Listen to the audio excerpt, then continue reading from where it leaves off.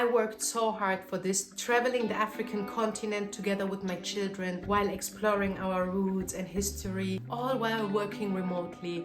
Feels like a dream come true. And today I want to share with you my 5 biggest learnings that I made in the last 8 months while traveling the African continent. My name is Weyni. If you're new to this channel, thanks for joining. On this channel, Plan B Back to Africa, I share my journey, my knowledge and my experience of moving back to the African continent together with my children and my experience of starting a business here. So if this content resonates with you, don't forget to subscribe to this channel and hit the notification bell to always stay up to date. Let's get to my first biggest lesson. It's so important to overcome fear and doubt. Before embarking on this journey to the motherland, I had so many fears and doubts. Fears that the funds will not be enough. The money that I put aside will not suffice to sustain this lifestyle. After all, my plan was to travel the African continent full time with my children before settling in Nairobi. Maybe let's get to the backstory. I already left Europe in 2019 to live and settle in Addis Ababa, Ethiopia, my home country. However, unfortunately, after 2 years of living in Addis, a devastating genocidal civil war broke out that forced me and my mom and my children to move back to Germany. This was a really tough time because I felt like all my dreams were shattered, and at the same time I was left with a sense of diaspora guilt for having the privilege to leave a war zone and leave my beloved ones behind. And it took me a long time to accept the fact that I will never be able, probably at least for the next years, to settle in my home country again. And I was depressed. I had a very unhealthy lifestyle. I gained a lot of weight and I lost my purpose. It was very, very tough. Fast forward in 2021, I decided to spend some time on the island of Zanzibar since the COVID pandemic made life in Germany unbearable with the lockdown. There I reunited with old friends that I met during my studies in 2008,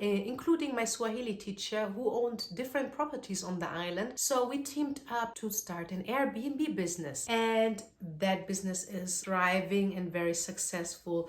And in 2024, I decided I am ready to give it another try. And so I looked for flights to Nairobi, Kenya, but I knew before moving to Nairobi, I have to visit my home country, Ethiopia again, which was at relative peace at that time since the government and the leaders of my region signed a peace deal in 2022. It was relatively safe to travel back to the Tigray region again. And it was a very important journey for me to heal, to reunite with my family and to be able to move on. I was looking for flights from Germany to Addis Ababa and then from Addis Ababa to Nairobi and found this super cheap flight with Egypt Air. I saw that there was a 2-hour stopover in Cairo, and then I remembered this travel hack about multi-city flights, and I just experimented a little bit with the dates and asked myself, what will happen if I plan a 2-week stopover in Cairo? It's actually a shame. I studied Egyptology during my bachelor's and I've never been to Egypt, and it was a big dream of my daughter since she was a toddler to visit Egypt. She was so fascinated by the pyramids. So I thought to myself, let's see what happens. And guess what? The price for the ticket didn't change. It was still $500. And then I added a different stop. Don't ask me how I got to this idea,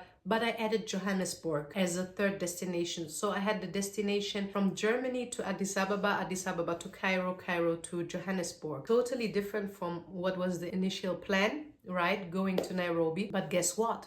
The price was still $500. And I was like, wow.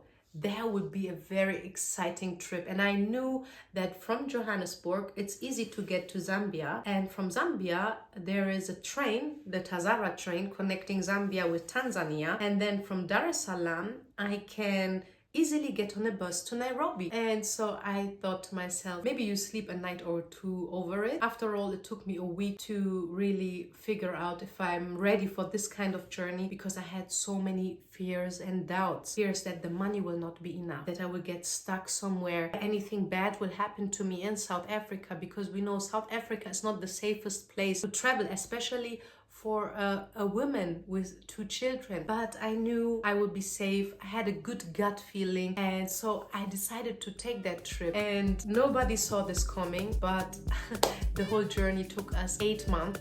We visited 8 countries, and I spent not more than $1,500 per person for the transportation to all these countries up until Kenya. And let me tell you something, fam. It was the best decision of my life. I didn't see it coming. I didn't expect it at all, how this journey will develop. It was in the early beginning of this journey when I was in Ethiopia for the first month that I started creating content and uploading it to my Instagram. At that time, I had only 800 followers, and all of a sudden my Instagram began to blow up. I reached more than 60,000 followers within the first 3 months. And yeah, I didn't know that my journey will inspire so many people, and even high-end luxury hotels and tour agencies reached out to me asking me if I'm ready to collaborate with them. And so I got tours sponsored in Zimbabwe. On the island of Zanzibar, I was able to stay in high-end luxury resorts and boutique hotels. And yeah, I just love this journey, and I look forward to continue on this path of showcasing the beauty of the motherland while promoting local businesses and beautiful places to stay. And imagine if I would have allowed fears and doubts to control me, I would have never embarked on this journey. I would have never made all the beautiful experiences and the life lessons that I learned along the way. Now let's get to lesson number 2, and that was to realize how rich I actually am. When we grow up, we hope to be rich when we are older, right? However, there is this beautiful quote of Bob Marley, which is one of my most favorite quotes of all time, where a journalist asked him if he has a lot of possessions, and he asks, "Possessions make you rich?" I don't have that type of richness. My richness is life. And I felt that if traveling the African continent has taught me one thing, then it is to appreciate what I've got, and that I really don't need much to be happy. I believe true wealth is not about how much money you have on your bank account. My mom has always taught us that when we die, we take nothing of our possessions with us. To me, real wealth is about making a positive impact in other people's lives, and about how many souls you have touched and inspired. It's about being present in the moment and having the freedom and time to express yourself and being your most authentic self without the need to entertain status games. Now let's get to lesson number 3, and that is that you will unfortunately, when you decide to embark on this journey, follow your purpose, to live your best life, to settle on the African continent, and to start a business, you will lose a lot of family members and friends. You will be surprised, but even people that you are really close to, let's say best friends or a brother or a sister in your family circle, sooner or later they will not be able to hide their jealousy and envy any longer. The moment you put yourself first, the moment you start living your best life, that's when they will expose their envy and jealousy. And it will be mostly over a minor issue that they will use the best opportunity to insult you, to belittle you, to drag you down, because misery loves company. They are probably so unhappy with their own life, so unhappy that when they see others happy, thriving, evolving, they cannot take that, you know. That's a very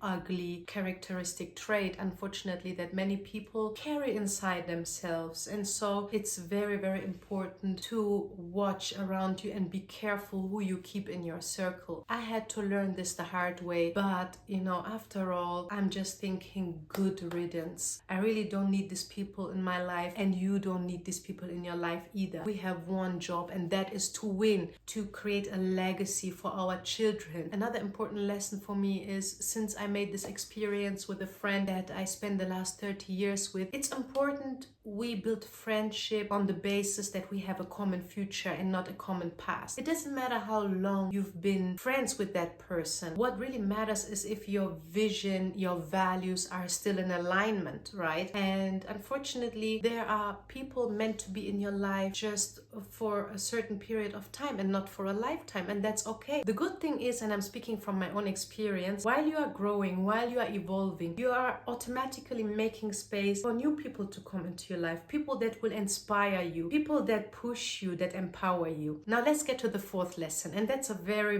beautiful lesson for me. I personally don't have the desire anymore to come from kings and queens. You know, many of us Africans in the diaspora, we have the desire to come from kings and queens. That's how we love to identify ourselves. And that is actually a result of the racism that we experience on a daily basis. But let me tell you something. It's a big flex to come from farmers. And that is what I realized in the past 8 months. During my journey through Africa. I realized this when I visited the Tigray region in my home country, Ethiopia, and I was hiking through the Geralta Mountains when my guide stopped me in front of a big field of vegetables and a flower, and he told me just to look at this beautiful field for a second, to embrace it and to be proud. He was telling me, that means in my language, show some pride. Look at what the farmers achieve, the self-sufficiency, the self-reliance, what they have created with their own hands. It made me realize how proud I can be to be the daughter of farmers. My uncles, my aunties, even my mom, they grew up farming their own land and producing their own food. While me and most of the Africans who are born in the diaspora today, we are being raised to be consumers. We are not being taught how to grow our own food. And yes, that was a beautiful, beautiful lesson to me. And wherever I traveled to, whether it was in Egypt when we took the Nile River cruise with the traditional Nubian Filuka, and we were witnessing the hard work of the farmers along the banks of the River Nile, how they were growing vegetables and dates and mangoes, you know, so impressive. These experiences opened my eyes and showed me that it's also very important to teach my children not only about the glorious past of our kings and queens, but also to honor the farmers and their hard work and dedication. Today I can really say it's a big flex to be a daughter of farmers and that I have no desire to come from kings and queens. Last but not least, lesson number 5 is I realized that the education outside of the classroom, education such as the one that I mentioned now, to teach the children about the hard work of farmers, to visit museums, to visit historical sites on the continent, are equally important as the education they receive in the classroom. So the first months while we were traveling the African continent, I was homeschooling them in the morning, and in the afternoon we would visit important historical sites. And the balance between the two was so important, because for me, teaching my children their history, their roots, about their identity is so important, because I know that is something that, you know, the school system in the West was hiding from us. The way that Africa was portrayed was as something backward, primitive, as if Africa doesn't have any achievement, hasn't contributed anything to world history. And so they're not going to teach our children about who we are. That is our own job. And I understand that not everyone can leave Europe behind and settle on the African continent, but we should strive towards visiting the African continent with our children, to show them where our roots are, to teach them about our history, because that makes strong children, that makes confident children. I am so proud of my children because I see how they have also evolved during this journey through the African continent. I see the positive impact that this journey has made on their personal growth, on their sense of belonging, on their sense of self. And I'm so grateful for having the opportunity and the privilege to experience all this with my children together. It created a much stronger bond between them and me. And while I acknowledge the privilege that I have, I cannot stress that enough, fam. I worked so hard for this. It took me years to overcome the fear and doubt of leaving everything behind in Europe and starting a new life on the African continent, of figuring ways to create financial stability and passive income. And I love to inspire others. That is what I'm trying to do with my YouTube channel, to share my knowledge, to share my experience. If you have the desire to move to Africa or visit it more regularly with your children, maybe create a business on the continent, then you should definitely subscribe to my channel and hit the notification bell, because I promise you, now that I'm in Nairobi with strong and fast Wi-Fi, I will upload more episodes about settling and doing business on the African continent more regularly. So these were my 5 biggest lessons of traveling the African continent together with my children for the past 8 months. If you enjoyed this episode, don't forget to like and share it with your friends, and let me know in the comments below if you also plan to settle on the African continent. Maybe you have done so already, and if you have any other lessons that you have made that were not mentioned in this video. Each one teach one, and I'm looking forward to see you next week. Bye!